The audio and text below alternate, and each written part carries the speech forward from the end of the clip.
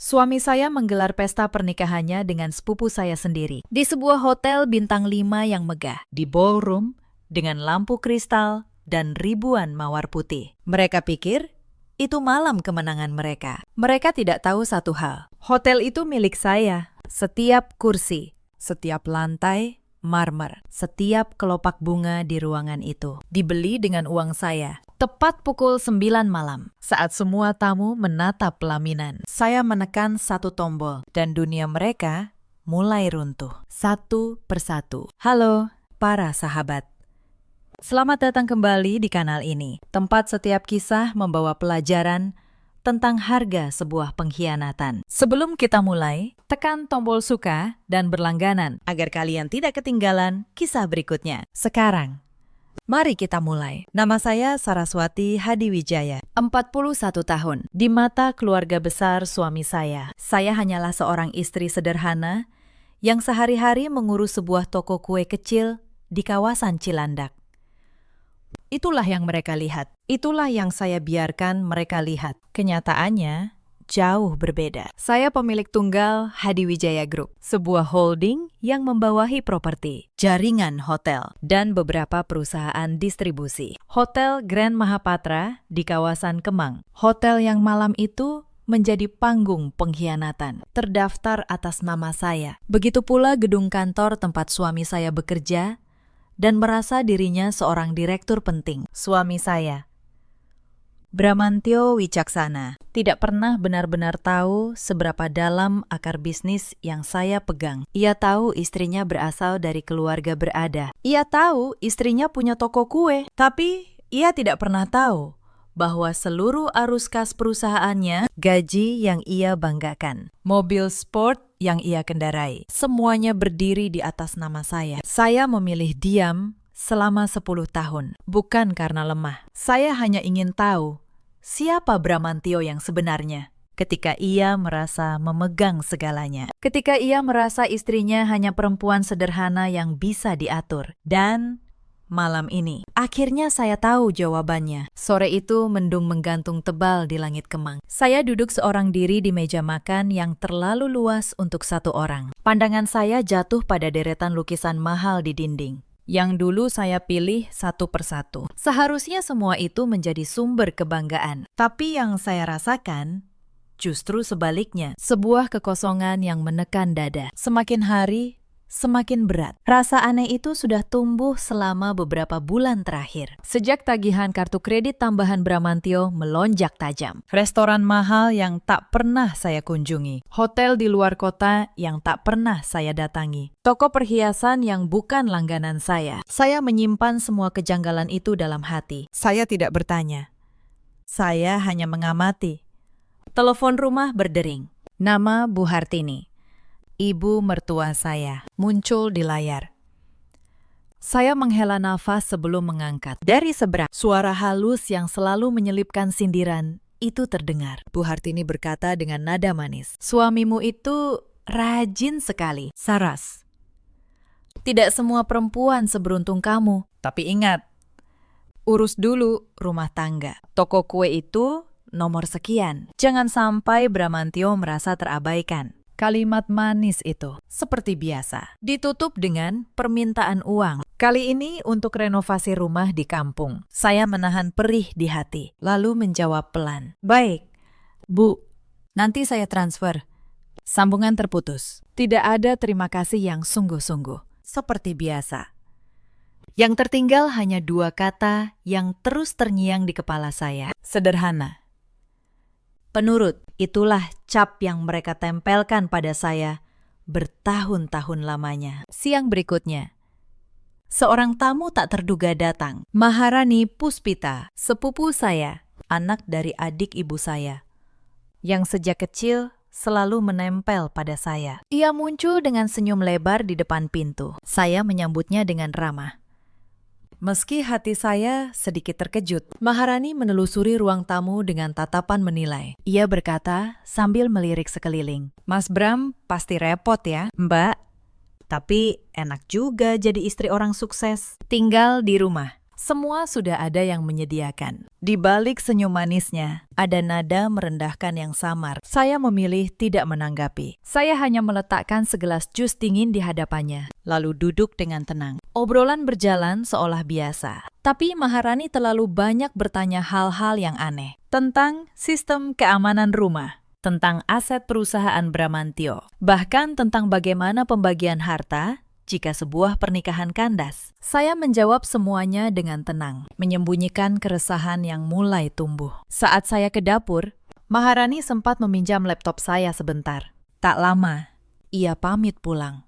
Tapi ia meninggalkan jejak, sebuah tab peramban yang baru saja ditutup, namun belum hilang dari riwayat. Tangan saya bergerak membuka riwayat pencarian. Jantung saya berdegup keras membaca kata-kata yang menusuk itu. Biaya sewa ballroom hotel mewah, paket pernikahan eksklusif, jasa perencana pernikahan, dan satu pencarian yang membuat napas saya tertahan. Hukum pernikahan siri tanpa sepengetahuan istri pertama. Saya terdiam menatap layar. Selama beberapa detik, otak saya menolak mempercayai apa yang mata saya lihat. Pasti ada penjelasan lain, pikir saya. Pasti ini hanya kebetulan. Tapi semakin saya menelusuri, semakin jelas kebenaran yang menohok itu. Ada percakapan yang belum terhapus di salah satu aplikasi. Pesan-pesan mesra antara Bramantio dan Maharani. Panggilan sayang, rencana masa depan. Bahkan candaan tentang betapa mudahnya membohongi saya. Perempuan yang mereka sebut polos dan terlalu percaya. Membaca itu, dada saya seperti ditusuk berkali-kali. Sepupu yang saya besarkan seperti adik sendiri. Suami yang saya cintai selama 10 tahun. Keduanya bersekongkol di belakang saya, menertawakan kebaikan saya. Saya hampir tak percaya pada mata saya. Saya menemukan sebuah undangan digital yang masih tersimpan di tab unduhan. 2 nama tercetak di sana. Bramantio Wicaksana dan Maharani Puspita. Lokasinya Ballroom Mahapatra, Hotel Grand Mahapatra, Kemang. Hotel saya, tempat di mana mereka merencanakan untuk merayakan pengkhianatan itu. Saya terpaku di kursi. Dunia terasa runtuh. Namun mata saya tidak berkedip. Nyeri menjalar ke seluruh dada, membuat napas saya tersendat. Namun dari dasar luka itu, ada yang tumbuh. Bukan isak, bukan keluh. Yang muncul adalah kemarahan yang dingin dan padat, sekeras logam yang baru ditempa. Saya teringat semua momen ketika saya merendahkan diri demi mereka. Ketika saya menahan diri tidak memamerkan kekayaan, agar Bramantio merasa menjadi kepala keluarga. Ketika saya mengirim uang ke Maharani setiap kali ia kesulitan. Ketika saya percaya bahwa keluarga adalah tempat paling aman untuk meletakkan hati. Ternyata justru dari sanalah belati itu datang. Mereka keliru memilih tempat. Pesta khianat itu mereka gelar tepat di sarang seekor singa betina yang sedang terluka. Dan singa yang terluka adalah yang paling berbahaya. Dan saya berjanji dalam hati yang dingin itu, mereka akan membayar mahal untuk ini. Malam itu, lampu ruang kerja sengaja saya biarkan padam. Wajah saya hanya disinari pendar dari layar laptop. Undangan digital itu masih terbuka di hadapan saya. Di bawah kedua nama tercantung, tanggalnya. Tinggal 3 hari lagi. Rasa perih itu cepat sekali berubah wujud menjadi bara yang menyalakan akal saya. Saya mulai merancang langkah demi langkah. Tidak akan saya biarkan pengkhianatan ini lewat tanpa balasan. Saya bukan perempuan lemah yang selama ini ada di kepala mereka. Dengan tenang, saya menarik sebuah laci tersembunyi di meja kerja. Dari dalamnya, saya keluarkan satu laptop hitam tanpa logo, terkunci berlapis sistem keamanan. Itulah pusat kendali dari seluruh jaringan usaha yang selama ini saya kemudikan dalam diam. Jari-jari saya mengetik cepat. Saya membuka dashboard keuangan dan akses kamera dari semua properti milik saya. Dalam sekejap, puluhan layar kecil menampilkan sudut-sudut Hotel Grand Mahapatra. Saya memperbesar tampilan Ballroom Mahapatra. Di sana, Bramantio, Maharani, dan keluarga besar Wicaksana sedang meninjau persiapan. Tawa mereka terdengar melalui mikrofon ruangan. Bramantio merangkul Maharani, seolah-olah mereka sudah menjadi pasangan resmi. Ibu Hartini bersama beberapa sanak saudara terlihat sibuk mengatur para penyedia jasa pernikahan. Wajah mereka semua memancarkan kegembiraan. Saya pandangi layar itu tanpa mengerjap sekalipun. Mata saya kering, tak setetes pun air mata. Yang tersisa hanya sebuah ketenangan yang justru terasa mengerikan. Saya rekam baik-baik tiap senyum dan tawa mereka ke dalam benak, sebagai penanda atas apa yang sebentar lagi akan saya runtuhkan. Saya meraih ponsel khusus bisnis saya. Saya menghubungi Pak Wibowo, manajer keuangan yang sudah mengabdi pada saya lebih dari 10 tahun. Suara profesionalnya menyambut. "Selamat malam, Bu Saraswati." Saya menjawab dengan tenang. "Malam, Pak Wibowo." "Malam ini juga. Saya minta Bapak menutup seluruh rekening bersama milik saya dan Bramantio. Geser semua dananya ke rekening pribadi yang baru. Nomornya akan saya kirim sebentar lagi." Hening sejenak di seberang. Saya teruskan. "Sesudah itu, matikan seluruh kartu kredit tambahan yang dipegang Bramantio. Kartu hitam, kartu platinum, semuanya. Jangan sisakan satu pun yang masih bisa dipakai." Pak Wibowo terdengar terkejut, namun cepat menuruti. Ia berkata, "Baik, Bu. Semua akan segera saya proses." Saya menambahkan satu hal lagi. Kartu tambahan atas nama Maharani Puspita juga. Blokir permanen. Dan siapkan laporan lengkap semua transaksi Bramantio 2 tahun terakhir. Kirim dalam bentuk salinan ke surel pribadi saya malam ini juga. Saya menutup telepon dengan senyum tipis. Satu pilar kehidupan Bramantio telah goyah. Kini, giliran panggung sandiwaranya. Saya menghubungi Pak Darmaji, manajer umum Hotel Grand Mahapatra. "Malam, Pak Darmaji, saya dengar ada acara besar di Ballroom Mahapatra atas nama Bramantio Wicaksana." "Benar." "Bu, paket paling premium. Persiapannya hampir selesai." "Bagus. Saya minta Bapak yang mengawal langsung acaranya. Layani mereka seolah tamu kehormatan tertinggi. Buat semuanya tampak tanpa celah." Pak Darmaji terdiam sebentar. Lalu, ia bertanya ragu. "Tapi, bukankah itu acara keluarga Ibu sendiri?" Saya menjawab dingin. "Tepat sekali. Karena itu, saya punya instruksi khusus." Saya menarik napas. Lalu meneruskan dengan nada datar namun tegas. "Pertama, tidak ada potongan harga.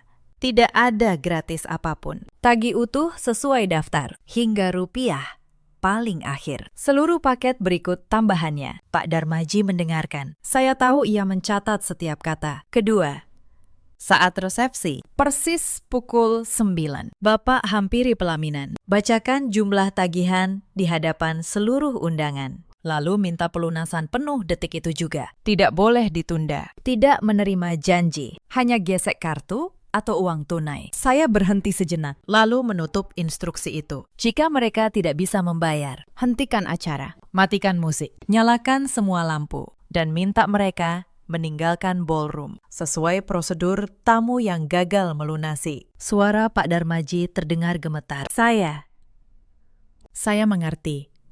"Bu, saya tutup dengan satu kalimat terakhir. Pastikan tak seorang tamu pun melewatkannya." Pakistan.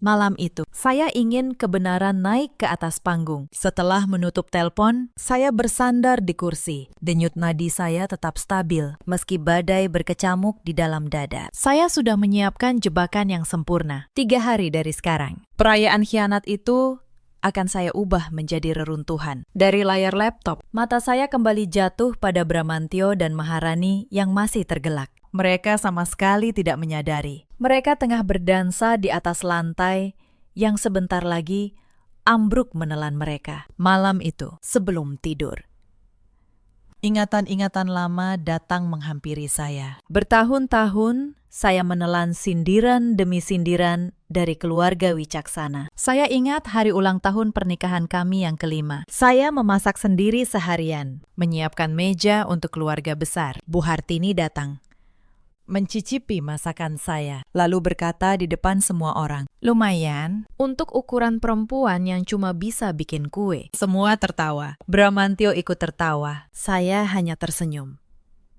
menahan perih. Saya ingat saat saya membantu melunasi utang adik Bramantio, lebih dari 500 juta rupiah. Tidak ada ucapan terima kasih. Yang ada Hanya kalimat Bu Hartini. Sudah seharusnya. Kamu kan istri yang beruntung. Saya ingat ketika saya diam-diam menyuntikkan modal besar ke perusahaan Bramantyo yang hampir bangkrut. Saya membiarkan ia merasa berhasil dengan kemampuannya sendiri. Saya rela menjadi bayangan demi menjaga harga dirinya sebagai laki-laki. Dan inilah balasannya. Sebuah pernikahan dengan sepupu saya di hotel saya. Dengan uang saya.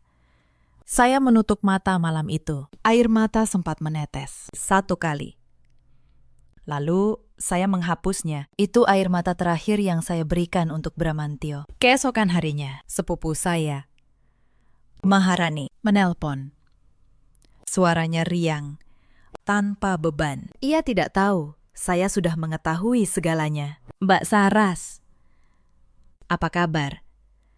Maaf ya, akhir-akhir ini jarang main. Aku lagi sibuk banget. Saya menjawab, tenang. Sibuk apa? Mahar. Ia terdiam sebentar, lalu tertawa kecil. Ada acara penting. Nanti Mbak juga tahu kok. Mbak, kalau aku menikah dengan orang yang sudah mapan, Mbak ikut senang kan? Saya menggenggam ponsel lebih erat. Tentu. Jawab saya. Asal orang itu pantas untukmu. Pantas banget. Mbak, katanya bangga. Dia pengusaha sukses. Sudah punya segalanya. Saya menutup telepon dengan senyum pahit. Maharani tidak tahu. Segala yang dimiliki Bramantyo sebenarnya milik saya. Ia sedang membanggakan harta perempuan yang akan ia hianati. Sehari setelah saya menyusun rencana, saya datang sendiri ke Hotel Grand Mahapatra. Bukan sebagai pemilik, melainkan menyamar sebagai tamu biasa. Saya mengenakan pakaian sederhana, kerudung yang menutup sebagian wajah, dan berjalan pelan menuju ballroom Mahapatra. Pintu ballroom terbuka. Di dalam, para pekerja sibuk memasang dekorasi. Mawar putih, kain sutra, lampu kristal yang berkilau. Sebuah panggung pelaminan megah sedang dirakit di ujung ruangan. Saya berdiri di sudut, mengamati.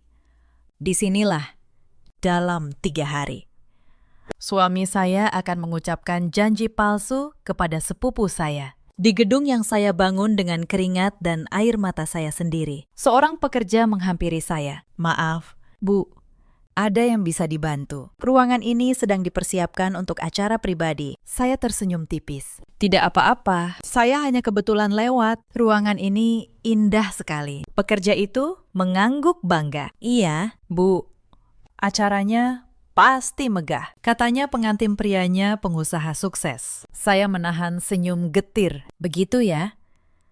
Semoga acaranya berkesan untuk semua orang yang hadir.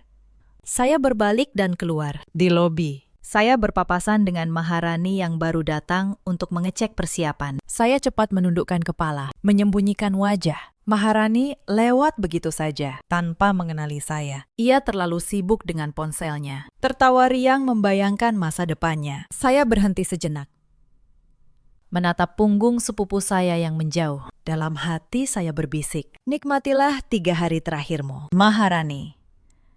Karena setelah itu, semua yang kamu banggakan akan lenyap. Malam harinya, saya kembali ke ruang kerja. Saya membuka kembali laporan transaksi yang dikirim Pak Wibowo. Halaman demi halaman. Saya membaca jejak pengkhianatan Bramantyo. Setiap angka adalah luka. Tapi setiap luka, saya ubah menjadi tekad. Saya tidak akan menghancurkan mereka dengan amarah yang meledak-ledak. Saya akan menghancurkan mereka dengan kebenaran. Pelan, tenang, dan tak terbantahkan. Di panggung yang mereka pilih sendiri, di hadapan orang-orang yang ingin mereka kesankan. 3 hari menjelang pesta, saya menjalani keseharian dengan wajah tenang. Dari luar, saya masih tampak seperti istri penurut yang menerima setiap kebohongan Bramantyo dengan senyum lembut. Setiap kali ia menelpon dari luar kota dengan alasan rapat penting, saya hanya menjawab pelan, "Jaga kesehatanmu, Mas." Padahal, di balik itu, amarah dingin sedang saya pupuk dengan sabar. Di kantor pusat holding, saya memimpin rapat dengan para direktur. Ruang rapat berdinding kaca tinggi memperlihatkan pemandangan kota. Para bawahan saya merasakan perubahan. Pemimpin mereka terlihat lebih dingin, lebih tajam, Lebih fokus dari biasanya. Saya membahas rencana ekspansi ke luar negeri dengan penuh ketegasan. Seolah rasa sakit hati telah saya ubah menjadi bahan bakar. Sementara itu, di ballroom Mahapatra, persiapan pesta berjalan semakin meriah. Ribuan mawar putih impor dipasang. Dekorasi kristal bergantungan. Meja-meja penuh ornamen keemasan memenuhi ruangan. Maharani asik mencoba gaun pengantinnya. Bramantio menemani di sisinya. Penuh rasa percaya diri. Di depan seluruh keluarga wicaksana, ia memainkan peran parkan pengusaha mapan yang siap membuka lembaran baru. Tak satu pun dari mereka tahu, seluruh kemewahan yang mereka banggakan itu tercatat atas nama saya. Tiap kursi, tiap tangkai bunga, bahkan marmer yang mereka pijak di ballroom itu pun kepunyaan saya. Di malam terakhir menjelang pesta, Bramantio menghubungi saya. Ia sengaja membuat suaranya terdengar letih. Sayang, besok aku belum bisa pulang. Masih ada berkas penting yang harus dirampungkan. Sepertinya aku terpaksa bermalam 1 hari lagi. Saya menutup mata, menahan gelombang dingin di dada. Baik, jangan lupa makan, jawab saya lembut. Saya membiarkan Bramantio percaya bahwa kebohongannya berhasil. Sambungan terputus. Saya tetap duduk seorang diri di ruang kerja, dengan raut yang sama sekali tak menunjukkan apa-apa. Sabtu akhirnya datang. Cuaca cerah, langit biru, seolah turut merestui perayaan khianat itu. Sedari pagi, Hotel Grand Mahapatra sudah dipenuhi orang. Para undangan, penyedia jasa, dan keluarga wicaksana memadati lobi. Alunan musik lembut mengisi ruangan. Aneka hidangan mahal tertata rapi. Gaun putih Maharani memantulkan kilau lampu kristal di atasnya. Setiap orang mengira inilah hari penuh kejayaan. Namun, dari puncak menara kantor pusat, saya menonton semuanya melalui layar monitor beresolusi tinggi. Saya melihat setiap detik prosesi akad yang menohok hati. Suara Bramantio mengucapkan janji kepada Maharani terdengar jelas melalui mikrofon ruangan. Suara itu persis sama dengan suara 10 tahun silam, ketika ia bersumpah setia di hadapan saya. Kini, sumpah itu ia patahkan, tanpa sedikit pun rasa bersalah. Saya tak meneteskan air mata, saya hanya duduk dengan punggung tegak. Pintu menuju masa lalu sudah saya kunci serapat-rapatnya. Yang tersisa bagi saya kini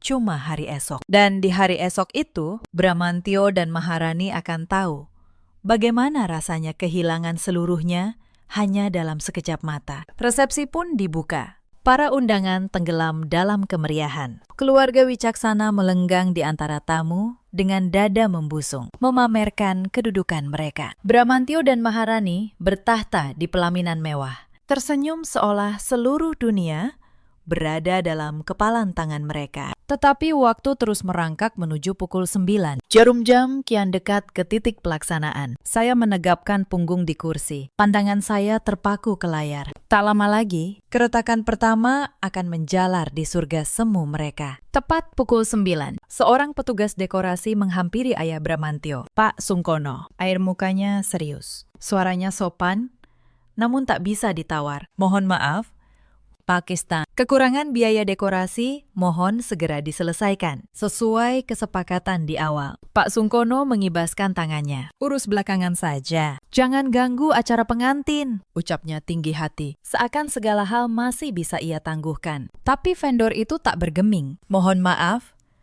Pakistan. Sesuai kontrak, pelunasan wajib dilakukan malam ini. Akhirnya, vendor itu berjalan ke pelaminan, mendekati Bramantio yang sedang bercakap dengan tamu. Senyum di bibir Bramantio agak meredup begitu ia mendengar angka yang harus dilunasi. Meski begitu, ia berusaha tetap tampak meyakinkan. Beres.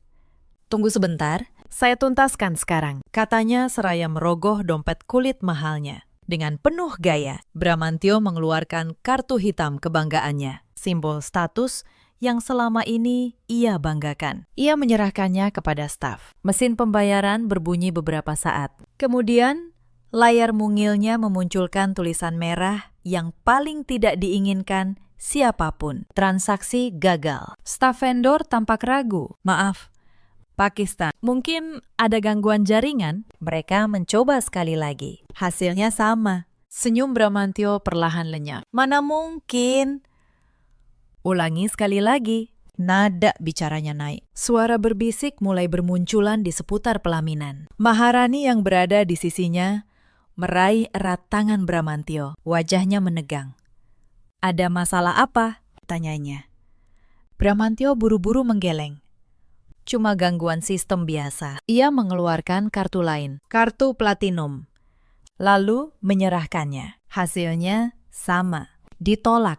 Peluh dingin mulai menetes di pelipis Bramantio. Ia pun mengeluarkan kartu debit andalannya, mengetik nomor sandi dengan jemari yang bergetar. Mesin berbunyi sekali lagi. Tapi kali ini pesan yang muncul jauh lebih memalukan. Saldo tidak cukup. Wajah Bramantio pucat pasi. Ia mencoba mengatur napas, lalu bergegas menjauh.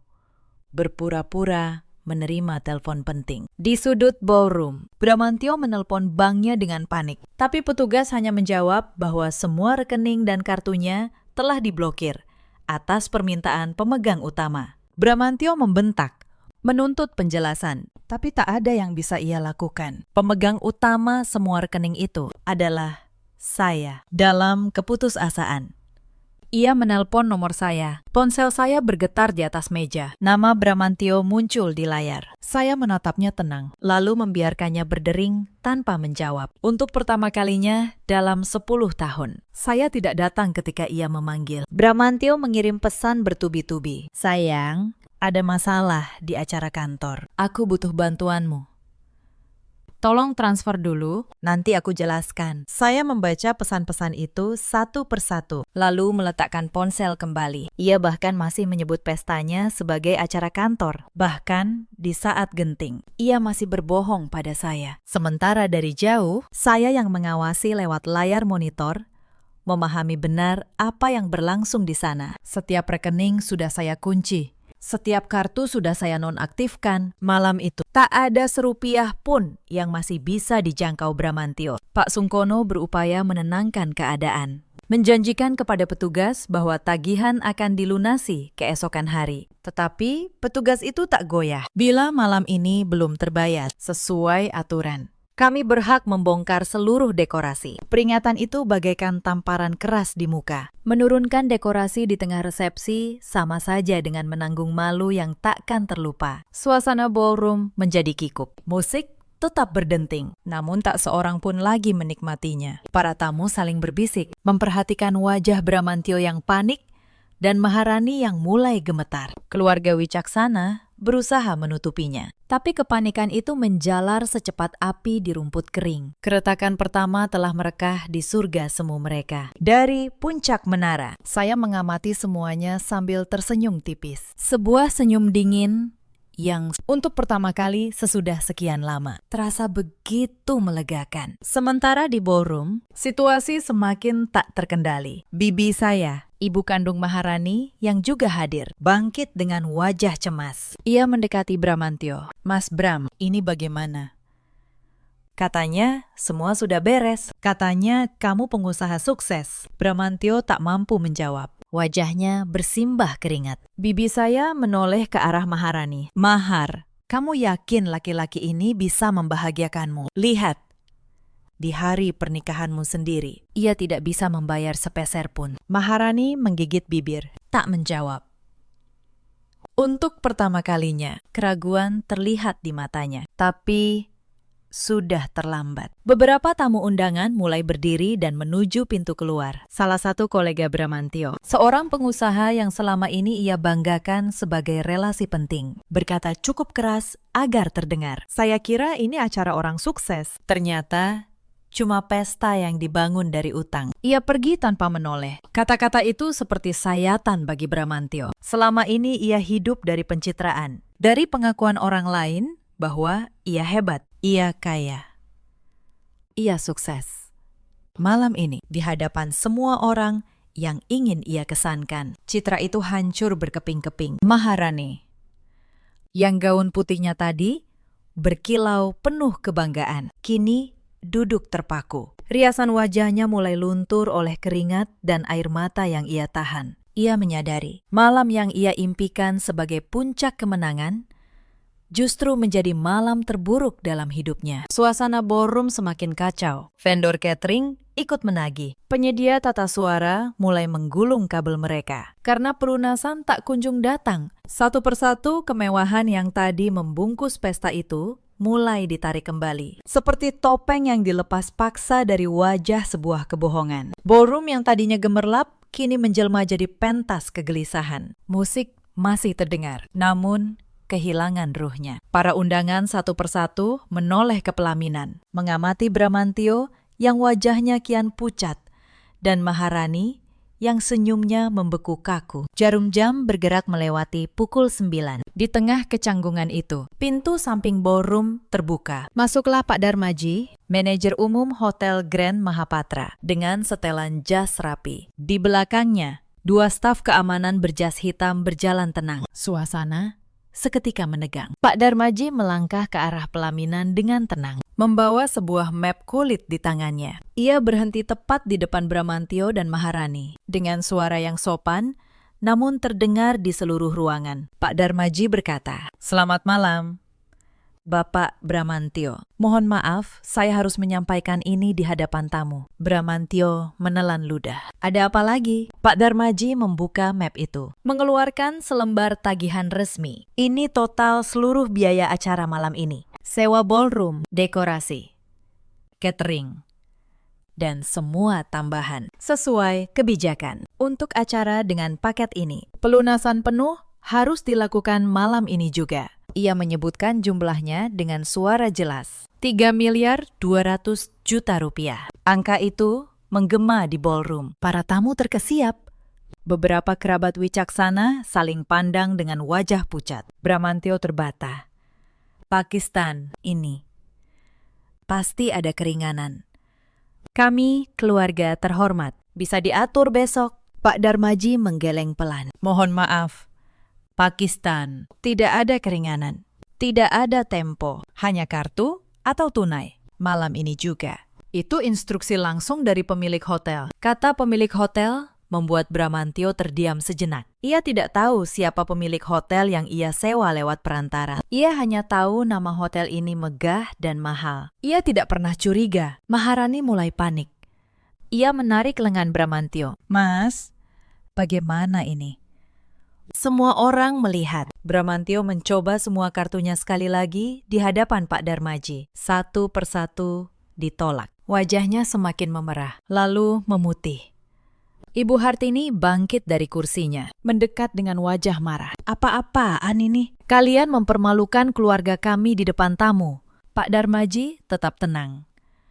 "Bu, kami hanya menjalankan prosedur. Acara ini belum dilunasi sama sekali. Bahkan uang muka pun belum masuk sesuai catatan kami." Kalimat itu seperti petir. Ternyata selama ini Bramantio dan keluarganya merencanakan pesta megah tanpa benar-benar punya uang. Mereka mengandalkan kartu kredit tambahan dan utang, berharap bisa membayar belakangan. Mereka tidak tahu semua sumber uang itu telah saya putus dalam semalam. Tamu-tamu mulai berdiri. Beberapa berbisik bahwa mereka ingin pulang. Suasana pesta yang tadinya megah berubah menjadi tontonan memalukan. Maharani menutup wajahnya dengan kedua tangan. Bramantio berdiri kaku, tak tahu harus berbuat apa. Lalu Pak Darmaji mengangkat tangannya. Lampu utama ballroom menyala terang benderang. Musik berhenti total. Keheningan yang janggal menyelimuti ruangan. Pak Darmaji berkata dengan suara lantang, "Mohon perhatian semua tamu, karena acara ini tidak dapat dilunasi sesuai prosedur. Kami mohon acara dihentikan." Saat itulah, di tengah keheningan dan ratusan pasang mata yang menatap, pintu utama ballroom terbuka perlahan, dan saya melangkah masuk. Saya berjalan pelan menyusuri karpet merah, mengenakan setelan gelap yang elegan. Langkah saya tenang, wajah saya datar, tanpa air mata, tanpa amarah yang meledak, hanya ketenangan dingin yang membuat ruangan semakin sunyi. Bramantio membeku di pelaminan, matanya membelalak.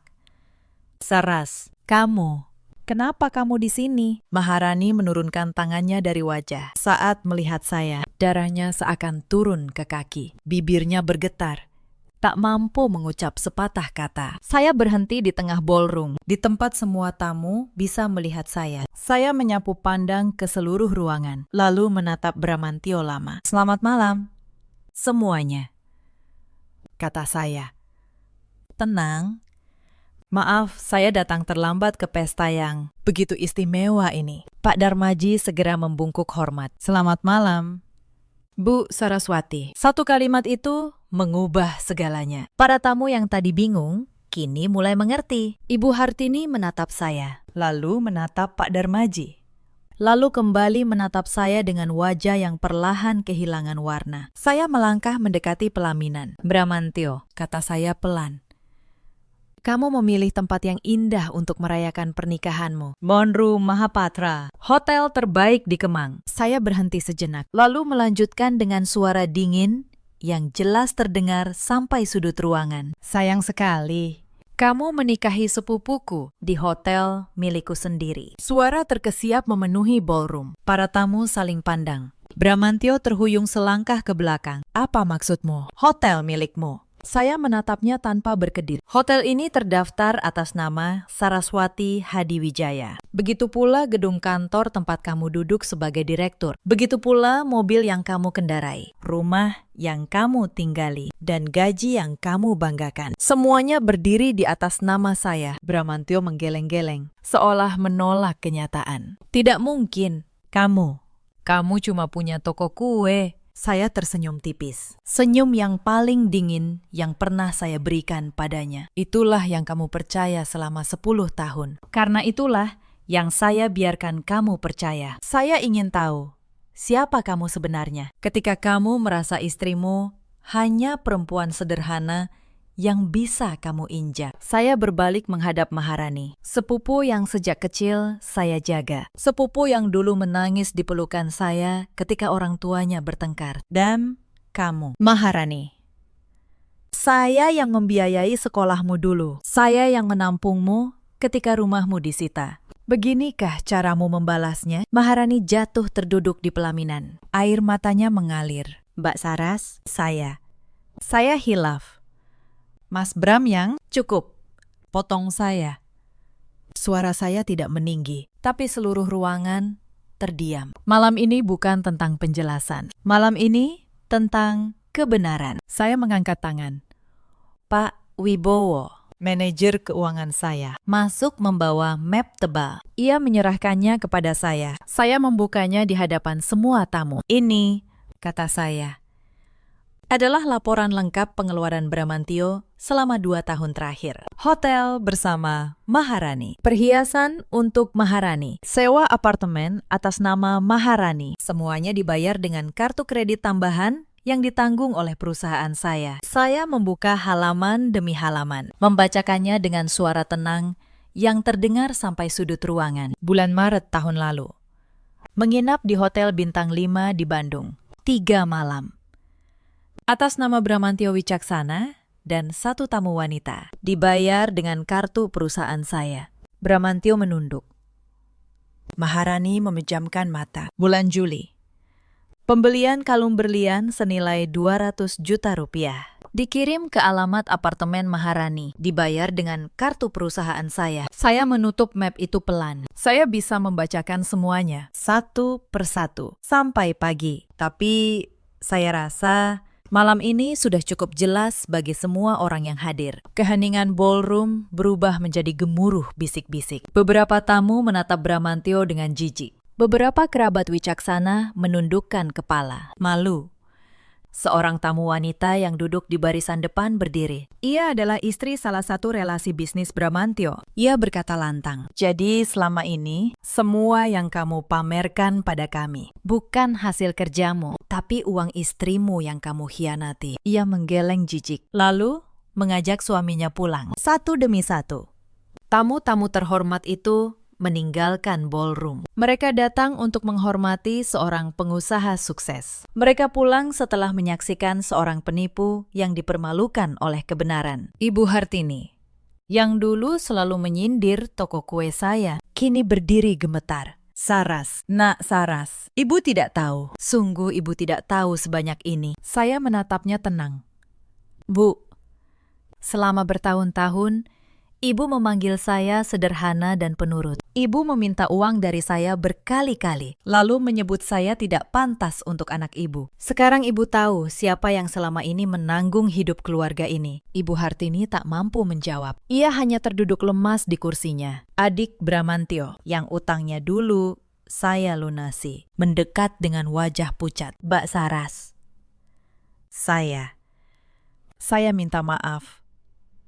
Selama ini saya ikut meremehkan, Mbak. Saya menatapnya datar. Utangmu 500 juta, yang saya bayar dulu, saya anggap lunas. Tapi rasa hormat, itu sesuatu yang tidak bisa dibeli dengan uang. Dan kalian kehilangan itu jauh sebelum malam ini. Saya berdiri tegak di tengah ballroom yang kini hampir kosong. Lampu kristal yang tadi berkilau, kini terasa dingin. Dekorasi mewah yang dirancang untuk merayakan kebahagiaan palsu, kini hanya menjadi latar bagi keruntuhan sebuah kebohongan. Inilah keadilan yang saya rancang, bukan dengan teriakan, bukan dengan pukulan, tapi dengan kebenaran yang berdiri tegak di hadapan semua orang. Bramantio akhirnya berlutut di pelaminan. Topengnya runtuh sepenuhnya. Saras, maafkan aku salah, aku hilaf, tolong. Jangan permalukan aku lagi di depan semua orang. Saya memandangnya dari atas. Pria yang 10 tahun saya cintai. Pria yang saya beri segalanya. Kini berlutut, memohon. Bukan karena menyesal telah mengkhianati saya, tapi karena takut kehilangan kemewahan yang bukan miliknya. Kamu tidak menyesal telah berkhianat, Bramantio, kata saya pelan. Kamu hanya menyesal karena tertangkap. Kamu menyesal karena baru sadar semua yang kamu banggakan tidak pernah benar-benar milikmu. Saya berbalik kepada Pak Darmaji. Pak Darmaji, lanjutkan prosedur. Acara ini tidak dilunasi. Bongkar dekorasi. Persilakan para tamu pulang dengan hormat. Dan untuk Bapak Bramantio serta Nona Maharani, antar mereka keluar. Pak Darmaji membungkuk. Baik, Bu. Lalu saya menambahkan dengan suara yang akhirnya melembut sedikit. Tapi perlakukan tamu undangan dengan baik. Mereka tidak bersalah. Mereka hanya datang karena diundang. Berikan mereka bingkisan dan antar pulang dengan layak. Yang menanggung malam ini bukan mereka. Para staf hotel mulai bergerak. Dekorasi diturunkan satu persatu. Lampu kristal dimatikan bertahap. Para tamu berdiri. Sebagian menatap saya dengan kagum, sebagian dengan iba pada keluarga wicaksana. Maharani merangkak mendekati saya, menarik ujung jas saya. Mbak Saras, tolong. Saya tidak punya apa-apa lagi. Saya cuma punya Mas Bram. Saya menatapnya. Sepupu yang dulu saya gendong waktu kecil. Yang saya belikan seragam sekolah ketika orang tuanya tak mampu. Yang saya peluk ketika ia menangis. Semua kenangan itu lewat di benak saya, lalu memudar, digantikan oleh kenyataan pahit malam ini. Mahar, kata saya pelan. Dulu, kalau kamu lapar, saya yang memberimu makan. Kalau kamu kesulitan, saya yang menolongmu. Saya tidak pernah meminta balasan apapun. Saya hanya berharap kamu tumbuh menjadi orang yang tahu berterima kasih. Tapi kamu memilih jalan ini. Saya menarik kaki saya pelan. Kamu punya Bramantio, kata saya. Kalian saling memilih. Sekarang kalian saling memiliki. Hanya itu yang tersisa untuk kalian berdua. Tanpa uang saya, tanpa nama saya, tanpa hotel saya. Saya berbalik dan berjalan menuju pintu. Di belakang saya terdengar isak tangis Maharani dan suara Bramantio yang masih memanggil nama saya. Tapi saya tidak menoleh lagi. Di pintu keluar, Pak Darmaji menunggu saya dengan kepala tertunduk hormat. Bu Saraswati, terima kasih atas kepercayaan Ibu. Saya minta maaf jika selama ini saya pernah ragu pada instruksi Ibu. Saya menepuk bahunya pelan. Pak Darmaji sudah menjalankan tugas dengan baik. Itu yang terpenting. Pastikan tamu undangan pulang dengan baik. Mereka tidak perlu menanggung beban malam ini. Saya melangkah keluar, menembus udara malam yang sejuk. Untuk pertama kalinya dalam berbulan-bulan, dada saya terasa ringan. Beban kebohongan yang selama ini saya pikul. Malam ini, akhirnya saya letakkan. Sopir saya membuka pintu mobil. Saya masuk, lalu menatap kembali gedung Hotel Grand Mahapatra yang berdiri megah di belakang. Gedung yang malam ini menjadi saksi runtuhnya sebuah pengkhianatan. Saya menarik napas panjang, lalu berkata pada sopir, "Antar saya pulang." Keesokan paginya, matahari menyinari kantor pusat holding saya. Saya datang lebih awal dari biasanya. Para direktur dan staf menyambut saya dengan hormat. Kabar tentang malam itu sudah menyebar. Dan untuk pertama kalinya, mereka melihat sisi diri saya yang sesungguhnya. Bukan istri sederhana, melainkan seorang pemimpin yang tegas. Di ruang kerja, Bu Lestari, pengacara saya, sudah menunggu dengan berkas-berkas. Bu Saraswati, semua sudah saya siapkan. Berkas perceraian, pencabutan jabatan Bramantio, dan penarikan seluruh fasilitas atas namanya. Saya menandatangani setiap berkas dengan tangan yang mantap. Tidak ada keraguan. Tidak ada penyesalan. Hanya keputusan yang sudah lama saya pikirkan masak-masak. Satu hal lagi, Bu Lestari, kata saya. Tolong pastikan para karyawan perusahaan tidak terdampak. Mereka bekerja jujur. Mereka tidak perlu menanggung kesalahan satu orang. Bu Lestari mengangguk. Tentu, Bu. Ibu selalu memikirkan orang lain.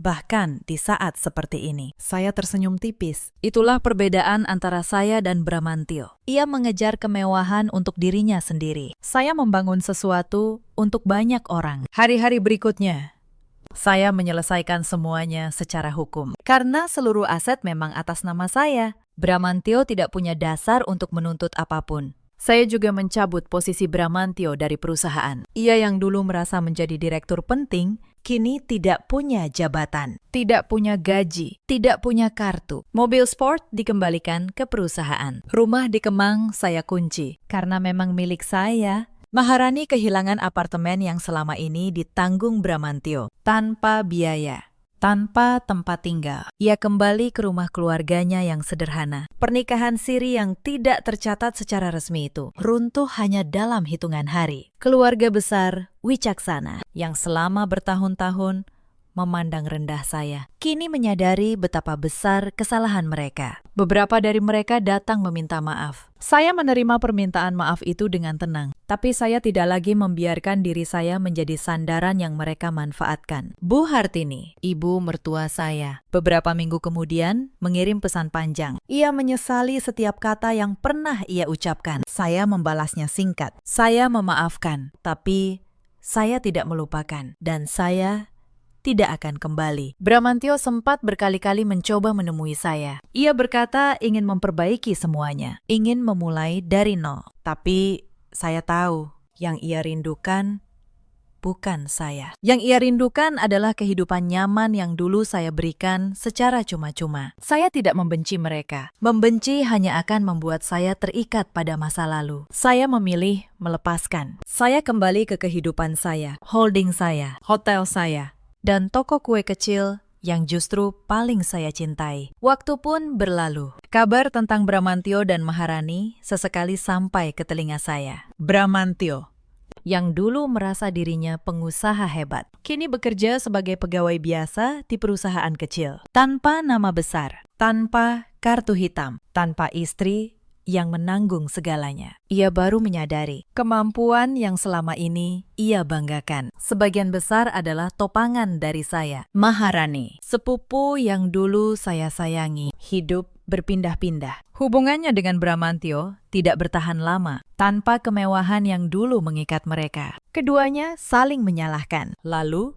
berpisah. Pengkhianatan yang mereka bangun di atas kebohongan runtuh seperti pasir. Bibi saya, Ibu Maharani, beberapa kali datang meminta maaf atas nama anaknya. Saya menerimanya sebagai keluarga. Tapi saya tidak lagi membuka pintu untuk Maharani. Ada kepercayaan sekali patah tak bisa disambung kembali. Sementara saya perlahan membangun kembali hidup yang utuh. Bukan dari kemewahan, karena kemewahan selalu saya miliki. Tapi dari ketenangan, dari kebebasan untuk akhirnya menjadi diri saya sendiri, tanpa harus bersembunyi di balik label sederhana. Beberapa bulan kemudian, saya berdiri di teras toko kue saya di Cilandak, menatap matahari sore. Untuk pertama kalinya sejak lama, saya bernapas lega. Tidak ada lagi kebohongan yang harus saya tanggung. Tidak ada lagi label sederhana dan penurut yang harus saya pikul. Saya bukan perempuan lemah, saya hanya perempuan yang memilih untuk tidak menunjukkan kekuatannya sampai saat yang tepat tiba. Para sahabat, cerita ini mengajarkan satu hal penting. Jangan pernah menilai seseorang dari penampilan luarnya. Dan jangan pernah mengkhianati orang yang dengan tulus telah memberikan segalanya untukmu. Di luar sana, ada banyak perempuan seperti Saraswati. Perempuan kuat yang memilih merendah demi menjaga harga diri suaminya. Perempuan yang menanggung sindiran demi sindiran dalam diam. Bukan karena lemah, tapi karena cinta dan kesabaran. Di luar sana, ada juga banyak laki-laki seperti Bramantio. Laki-laki yang silau oleh harta dan pengakuan, hingga lupa menghargai orang yang berdiri di belakangnya. Mereka baru menyadari nilai sesuatu setelah kehilangan segalanya. Dan di luar sana, ada pula orang-orang seperti Maharani. Orang yang lupa diri, hingga tega menyakiti tangan yang dulu menolongnya. Lupa bahwa karma selalu punya cara untuk kembali. Dalam hidup, kita selalu punya pilihan. Pilihan untuk setia atau berkhianat. Pilihan untuk bersyukur atau serakah. Dan setiap pilihan, cepat atau lambat, akan menemukan balasannya. Jika kisah ini menyentuh hati kalian, ceritakan pengalaman kalian di kolom komentar. Jangan lupa, tekan suka, bagikan, dan berlangganan agar tidak ketinggalan kisah berikutnya. Terima kasih sudah menemani sampai akhir. Sampai jumpa di kisah selanjutnya. Suara robekan kertas itu terdengar di tengah ruang rapat yang sunyi. Ibu mertuaku menyobek map proposal yang kususun semalaman, lalu melemparnya ke wajahku. Pegawai rendahan sepertimu tahu apa soal menyelamatkan perusahaan keluarga ini, katanya. Di hadapan seluruh dewan direksi, suamiku hanya duduk di sebelahnya. Lelaki yang sudah 5 tahun tidur di sisiku itu menunduk menatap mejanya. Ia tidak membela. Ia justru menggeser kursinya menjauh dariku, seolah malu dilihat berdekatan denganku. Adik iparku tersenyum tipis di ujung meja. Ia merekam semuanya dengan ponselnya. Apa yang tidak mereka tahu? Sobekan kertas itu bukan akhir, itu baru awal. Karena map yang mereka injak itu bukan satu-satunya dokumen yang kupegang malam ini. Halo, sahabat cerita. Selamat datang kembali di kanal ini. Kalau kisah malam ini menyentuh hatimu, jangan lupa tinggalkan satu kata di kolom komentar. Dan nyalakan lonceng agar tidak tertinggal cerita berikutnya. Mari kita mulai. Nama saya Anjani. Usia saya 32 tahun. Saya bekerja sebagai auditor senior di sebuah kantor akuntan publik di kawasan Sudirman, Jakarta. Sudah 5 tahun saya menyandang status menantu di keluarga prawira. Banyak orang membayangkan auditor sebagai pekerjaan yang membosankan. Hanya angka, hanya kertas.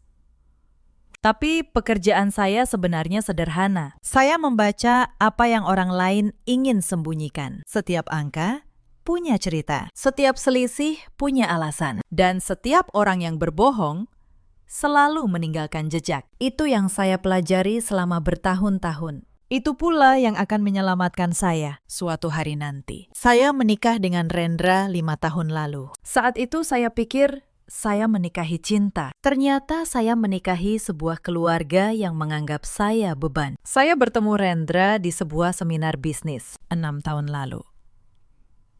Saat itu, ia tampak berbeda. Ia sopan. Ia perhatian.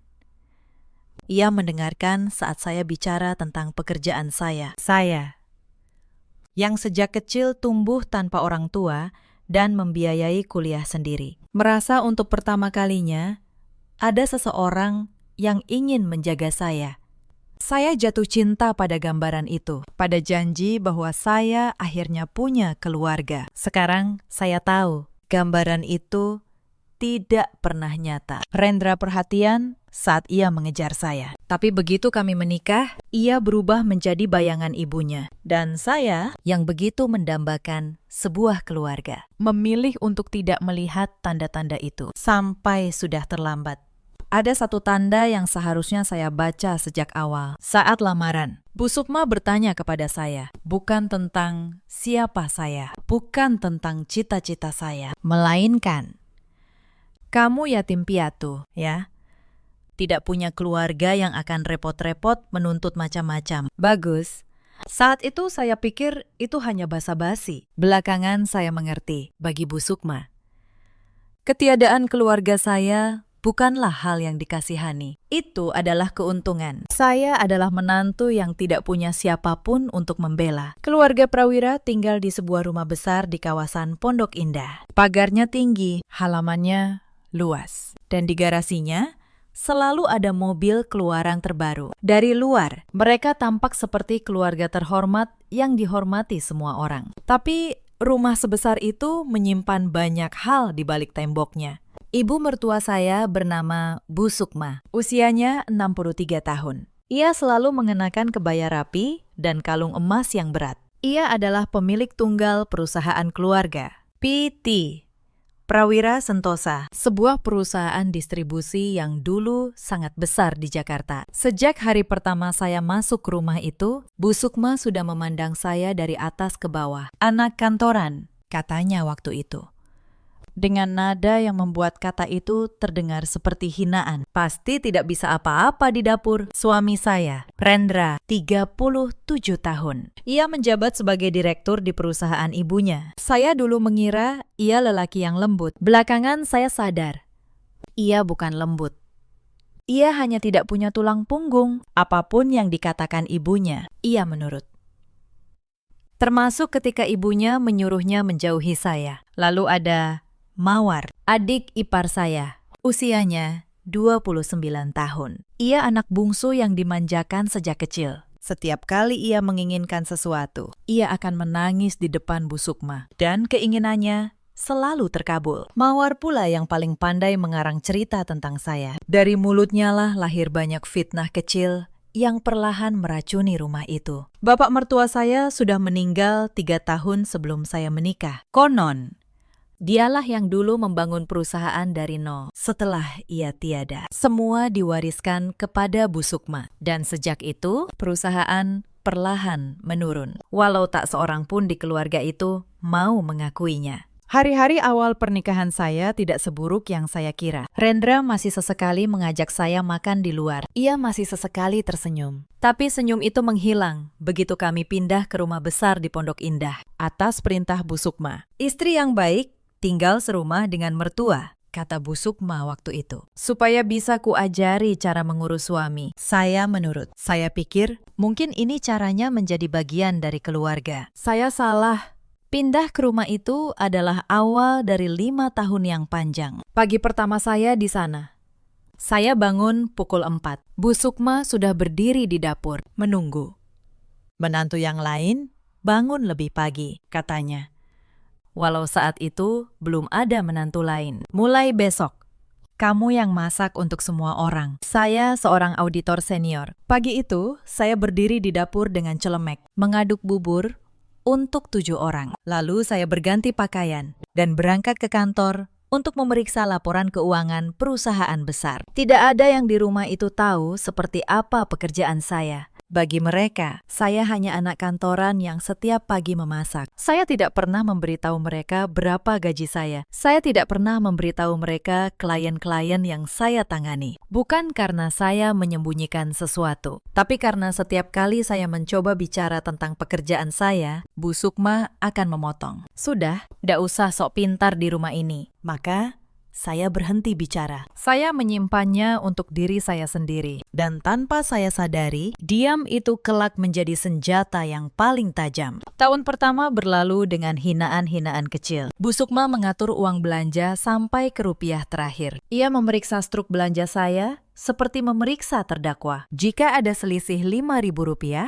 ia akan menahannya dari uang yang ia berikan bulan depan. Yang lucu, sayalah yang setiap bulan menambahkan uang saya sendiri ke dalam belanja rumah itu. Gaji saya jauh lebih besar dari yang mereka bayangkan. Tapi saya diam. Saya hanya mencatat. Auditor selalu mencatat. Tahun kedua, keadaan memburuk. Mawar menikah, lalu bercerai setahun kemudian. Lalu kembali tinggal di rumah itu. Sejak ia kembali, rumah menjadi lebih berat. Mawar tidak bekerja. Ia menghabiskan hari dengan berbelanja menggunakan kartu kredit yang tagihannya dibayar Bu Sukma. Dan setiap kali tagihan datang, entah bagaimana, sayalah yang disalahkan karena boros. Sejak ada kamu, pengeluaran rumah ini membengkak, kata Bu Sukma suatu sore, sambil membanting buku tagihan ke meja. Saya menatap angka di buku itu. Saya tahu persis dari mana pembengkakan itu berasal. Itu pekerjaan saya, membaca angka.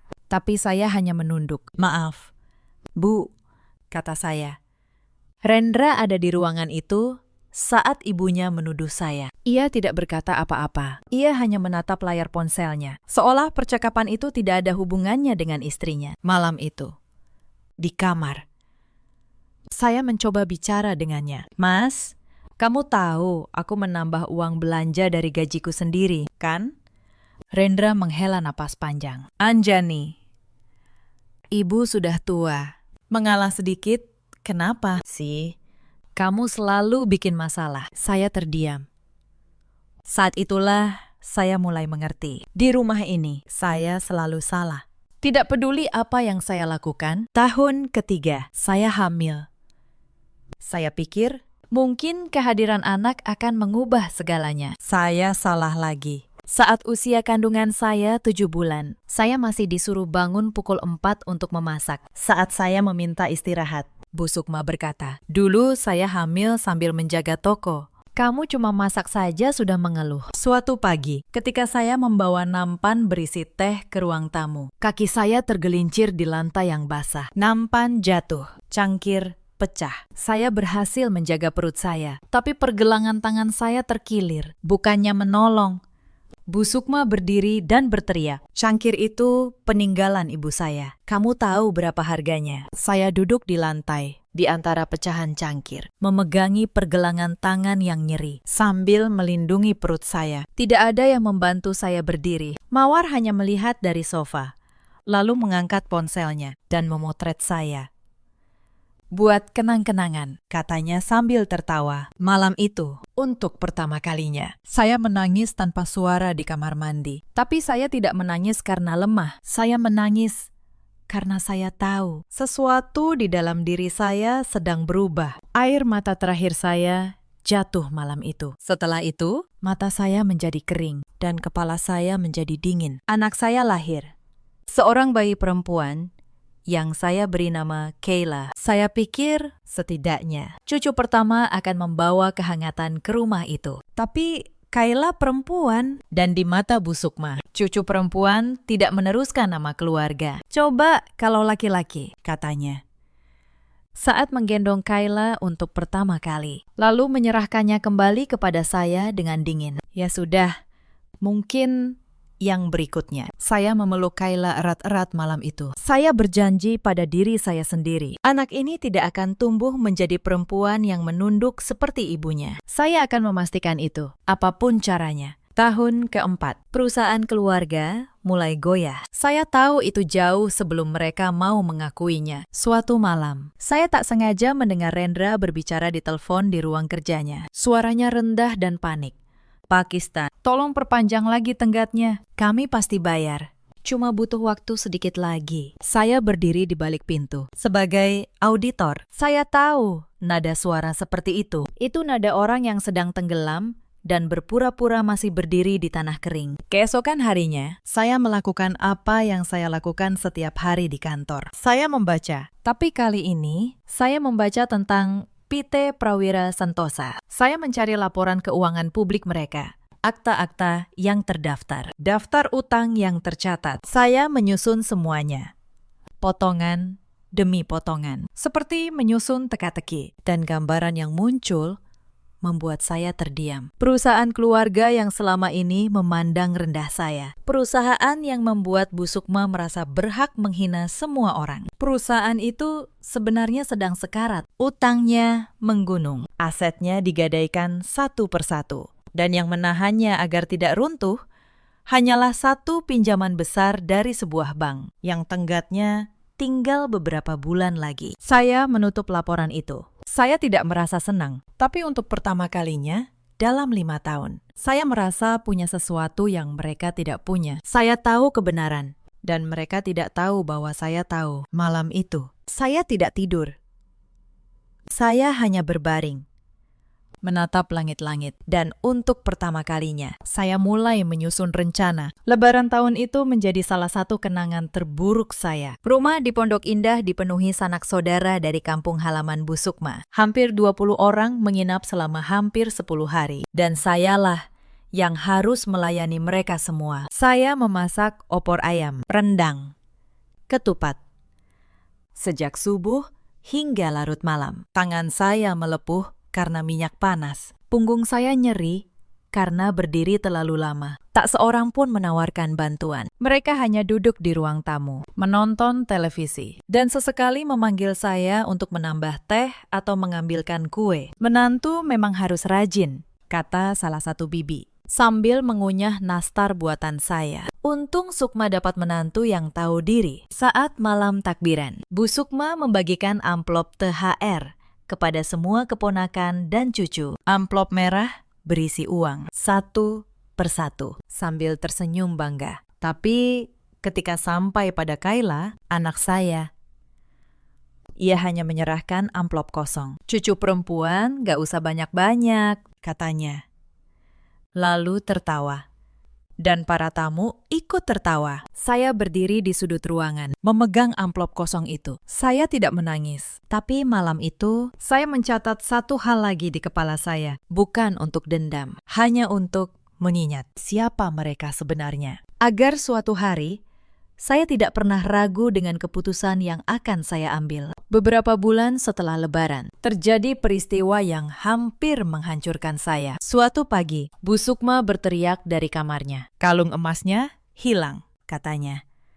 Kalung warisan yang sangat berharga. Seisi rumah gempar. Dan dalam kekacauan itu, Mawar berdiri di tengah ruangan, menunjuk ke arah saya. Cuma Anjani yang masuk ke kamar ibu pagi ini, kata Mawar. Dia yang bersih-bersih di sana tadi. Semua mata tertuju kepada saya. Bu Sukma menatap saya dengan mata penuh tuduhan. Kembalikan, Anjani. Sebelum saya panggil polisi, saya berdiri membeku. Saya tahu saya tidak mengambilnya. Tapi di rumah itu, kebenaran tidak pernah berarti apa-apa jika semua orang sudah memutuskan untuk percaya pada kebohongan. Saya tidak mengambilnya, Bu, kata saya. Setenang mungkin. Bohong, Mawar menjerit. Geledah saja kamarnya. Mereka menggeledah kamar saya. Mereka membongkar lemari saya, tas saya, bahkan tempat tidur Kayla. Saya berdiri menyaksikan harga diri saya diinjak-injak. Sementara Rendra, suami saya, hanya bersandar di pintu, tidak melakukan apapun. Mereka tidak menemukan apa-apa. Tentu saja. Tapi tidak ada permintaan maaf. Bu Sukma hanya berkata, mungkin kamu sembunyikan di luar rumah. Dan kasus itu dibiarkan menggantung di atas kepala saya, seperti tuduhan yang tak pernah dicabut. 3 hari kemudian, kalung itu ditemukan. Ternyata Bu Sukma sendiri yang menyimpannya di laci lain dan lupa. Tidak ada yang meminta maaf kepada saya. Tidak ada yang mengakui kesalahan. Mawar bahkan berkata, ya untung ketemu. Tapi tetap saja mencurigakan. Belum reda peristiwa kalung itu. Datang masalah baru. Mawar masuk rumah sakit karena suatu prosedur kecantikan yang gagal. Biayanya besar, puluhan juta rupiah. Dan ketika tagihan datang, Bu Sukma memanggil saya. Anjani, kamu kan punya tabungan dari gaji kantormu, katanya. Talangi dulu biaya rumah sakit Mawar. Nanti diganti. Saya tahu, nanti diganti itu tidak akan pernah terjadi. Itu sudah terjadi berkali-kali, dengan berbagai alasan. Tapi, saya juga tahu, menolak hanya akan membuat hidup saya lebih sulit. Maka, saya membayarnya. Puluhan juta, hilang begitu saja. Untuk operasi kecantikan adik ipar, yang bahkan tidak pernah berterima kasih. Yang membuat saya tertegun bukan uangnya, tapi cara Mawar menatap saya saat saya menjenguknya di rumah sakit. Ia tersenyum dengan wajah yang masih dibalut perban dan berkata, makasih ya, Mbak. Tapi ini memang sudah kewajibanmu, kan? Kamu kan numpang hidup di rumah kami. Numpang hidup, itu kata yang ia gunakan. Untuk perempuan yang setiap bulan diam-diam menambal belanja seluruh keluarga itu. Saya tidak menjawab. Saya hanya tersenyum. Dan dalam hati, saya menambahkan satu catatan lagi ke daftar panjang yang sudah saya simpan. Malam itu, di kamar. Saya menatap Rendra.